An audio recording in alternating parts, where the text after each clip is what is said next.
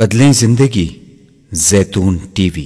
اللہم صلی علی محمد وعلی آلہ وصحبہ وسلم۔ زیتون ٹی وی۔ مرنے کے بعد کیا صورتحال پیش آتی ہے، یہ کوئی دنیا کی سائنس یہ بات نہیں بتا سکتی کہ مرنے کے بعد کیا ہونے والا ہے۔ یہ صرف اللہ تبارک و تعالیٰ کے بھیجے ہوئے پیغمبر اللہ تعالیٰ کی کتابوں کے ذریعے اور اللہ تبارک و تعالیٰ نے ان کو جو وحی عطا فرمائی اس کی بنیاد پر بتاتے ہیں کہ مرنے کے بعد انسان کے ساتھ کیا معاملات پیش آنے والے ہیں۔ تو ایک تو مرنے کے بعد قبر کے حالات ہیں، وہ بھی نبی کریم صلی اللہ علیہ وسلم نے بتائے ہیں، اور ایک یہ کہ اس قبر کی زندگی کے بعد جب ساری یہ دنیا ختم ہو جائے گی، ایک وقت آئے گا کہ ختم ہوگی۔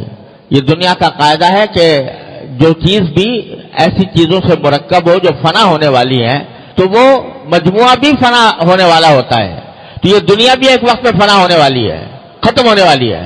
اس کے بعد کے حالات جو ہے وہ سوائے اس کائنات کے خالق کے کوئی اور نہیں بتا سکتا۔ اس لیے آدمی کو آخرت کی طرف متوجہ کرنے کے لیے اللہ تبارک و تعالی نے متعدد صورتوں میں اور آیات میں اس زندگی کے مناظر بتائے ہیں، کیا مناظر پیش آئیں گے وہاں پر، تاکہ انسان اور مناظر کو اپنے زندگی کے اندر پیش نظر رکھے۔ اور اگر انسان کے دل میں یہ خوف پیدا ہو جائے اور یہ احساس اس کے دل میں جاگزین ہو جائے کہ آنے والی زندگی میں یا راحت ہوگی یا تکلیف ہوگی، راحت ہوگی تو وہ بھی ہمیشہ کے لیے اور تکلیف ہوگی تو ہمیشہ کے لیے، تو اس کے اعمال یہاں پر اس کے کام وہ سیدھے ہو جائیں اور وہ کسی پر ظلم نہ کرے، کسی پر زیادتی نہ کرے، کسی کے خلاف کوئی ایسی کارروائی نہ کرے جس کا انجام اس کو وہاں پر جا کر بھگتنا پڑتا ہو۔ اس لیے اللہ تبارک و تعالی ہمیں اور آپ کو متنبہ فرماتے رہتے ہیں آخرت کی زندگی سے متعلق۔ تو یہ صورت بھی آخرت کے مناظر بتانے کے لیے اللہ تبارک و تعالی نے نازل فرمائی، اختصار کے ساتھ جھلک دکھائی ہے کہ کیسی زندگی ہوگی۔ تو فرمایا هل اتاک حدیث الغاشیہ، کیا آپ کے پاس اس واقعے کی خبر پہنچی ہے جو سب پر چھا جائے گا، یعنی مراد اس سے قیامت ہے کہ قیامت جب آئے گی تو وہ سب پر چھا جائے گی، یعنی اس کے اثرات سے کوئی چیز محفوظ نہیں رہے گی، قیامت کے اثرات سے کوئی چیز محفوظ نہیں رہے گی، وہ ساری کائنات پر چھائی ہوئی ہوگی۔ جب اللہ تبارک و تعالیٰ فرمائیں گے کہ یہ ختم ہو جائے یہ دنیا اور سور پھونکا جائے گا، تو سور کے پھونکنے کے نتیجے میں جتنی مخلوقات ہیں وہ سب ختم ہو جائیں گے، اور یہاں تک کہ انسان، جانور سب ختم ہو جائیں گے، یہاں تک کہ جو مردے ہیں قبروں کے اندر جو اب مردے پڑے ہوئے ہیں ان کا حال یہ ہے کہ اگرچہ وہ ان کے جسم کو موت آ گئی ہے لیکن روح فی الجملہ کہیں نہ کہیں موجود ہوتی ہے، لیکن جب سور پھونکا جائے گا تو اس وقت مردوں کی جو روحیں کہیں پر موجود ہیں وہ بھی ختم ہو جائیں گی، تو یہ واقعہ ایسا ہوگا جو چھا جائے گا سب پر۔ تو کیا آپ کو خبر پہنچی ہے اس چھا جانے والے واقعے کی جو سب پر چھا جائے گا؟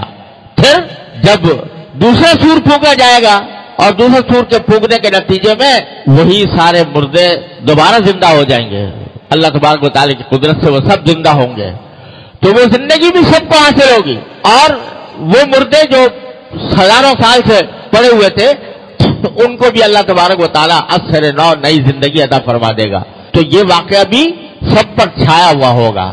اس مجموعے کو اللہ تبارک و تعالیٰ نے غاشیہ کے لفظ سے تعبیر فرمایا ہے۔ غاشیہ کے معنی وہ چیز جو تمام چیزوں پر چھا جائے۔ کیا آپ کے پاس خبر پہنچی ہے اس واقعے کی جو سب پر چھا جائے گا؟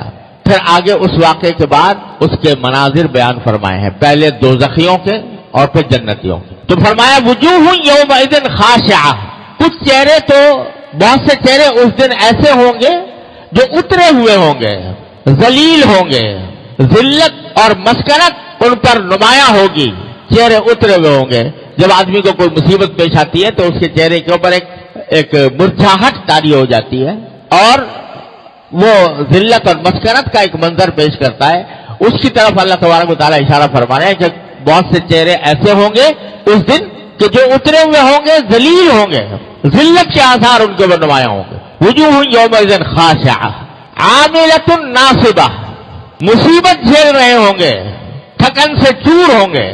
مصیبت جھیل رہے ہوں گے، عاملہ کے معنی ہے، لفظی معنی ہوتا ہے کوئی محنت سے کوئی کام کرنا، اور کوئی کام کرنا محنت کر کے.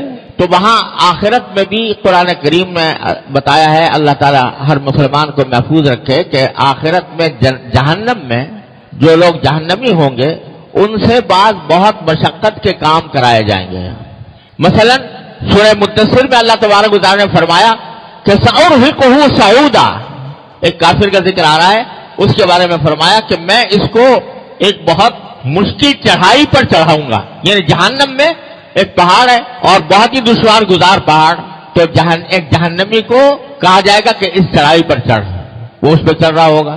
اسی طرح قرآن کریم نے فرمایا کہ یطوفون بینہا و بین حمیم آن، یعنی وہ جہنمی لوگ جو ہیں وہ گھومتے پھریں گے ایک جگہ سے دوسری جگہ، دوسری جگہ سے تیسری جگہ، اس تلاش میں کہ شاید کہیں کچھ راحت مل جائے، کہیں کچھ مصیبت سے چھٹکارا مل جائے. تو اس دوڑ دھوپ کا جو ہے وہ بھی محنت اٹھا رہے ہوں گے.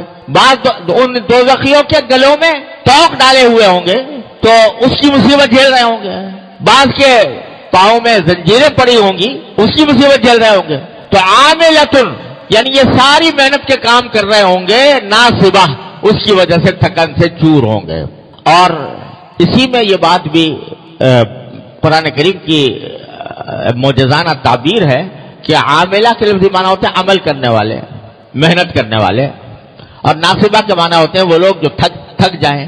تو دنیا کی دوڑ دھوپ کی بھی ایک طرح سے اس میں منظر کشی کی گئی ہے کہ دنیا کے اندر بہت سے لوگ جو ہے محنت کر رہے ہیں، مشقت میں پڑے ہوئے ہیں، لیکن وہ ساری دوڑ دھوپ ہو رہی ہے اس لیے کہ تاکہ دنیا کی لذتیں حاصل ہو جائیں، دنیا کی راحتیں حاصل ہو جائیں. اللہ کو بھولے ہوئے ہیں، آخرت کو بھولے ہوئے ہیں اور محنت پہ لگے ہوئے ہیں.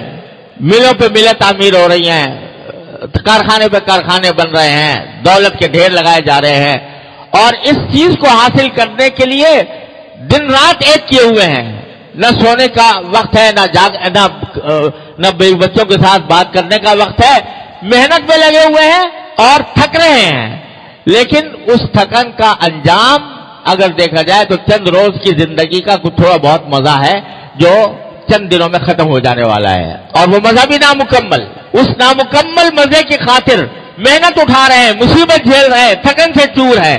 اس کا منظر آخرت میں دکھایا جائے گا کہ ان کی محنتیں جو ہیں وہ اس طرح ہیں کہ جس طرح وہ محنتیں آخر میں بے نتیجہ نکلی، اسی طرح یہاں پر جو محنتیں کریں گے کہ ادھر سے ادھر جائیں گے، پہاڑ پر کی چڑھائی پہ چڑھیں گے، لیکن حاصل کچھ بھی نہیں ہوگا کہ اس کے ان کو کوئی راحت مل جائے یا تکلیف سے چھٹکارا مل جائے. الیاذ باللہ العظیم. اللہ تعالی ہم سب کو، ہر مسلمان کو اس انجام سے محفوظ رکھے. عاملۃ ناصبہ تصلی نارا حامیہ، وہ داخل ہوں گے بھڑکتی ہوئی آگ میں، بھڑکتی ہوئی آگ میں داخل ہوں گے.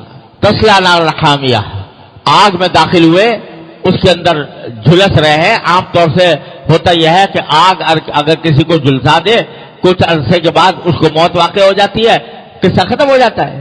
لیکن وہ آگ ایسی ہوگی کہ اس سے موت نہیں آئے گی، جھلستا رہے گا آدمی. اور اس گرمی، شدید گرمی کے عالم میں اگر اس کو پیاس لگے گی تو تسقى من عین آنیہ، تو اس کو کھولتے ہوئے چشمے کا پانی پلایا جائے گا. یعنی وہ پانی بھی کھولتا ہوا ہوگا، اس سے پانی پلایا جائے گا.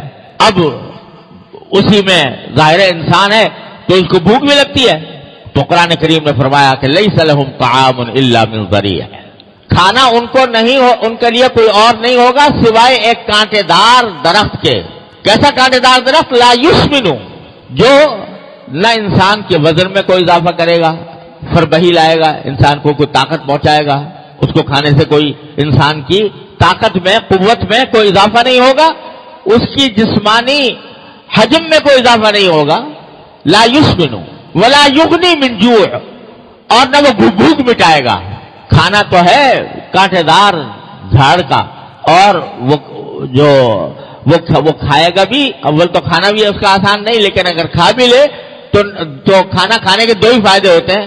یا تو انسان کے جسم کو تقویت حاصل ہو یا کم از کم بھوک مٹے، دونوں فائدے اس سے حاصل نہیں ہوں گے۔ لا یسمن ولا یغنی من جوع، یہ ایک چھوٹا سا منظر دکھایا اللہ تبارک و تعالیٰ نے دوزخ کا۔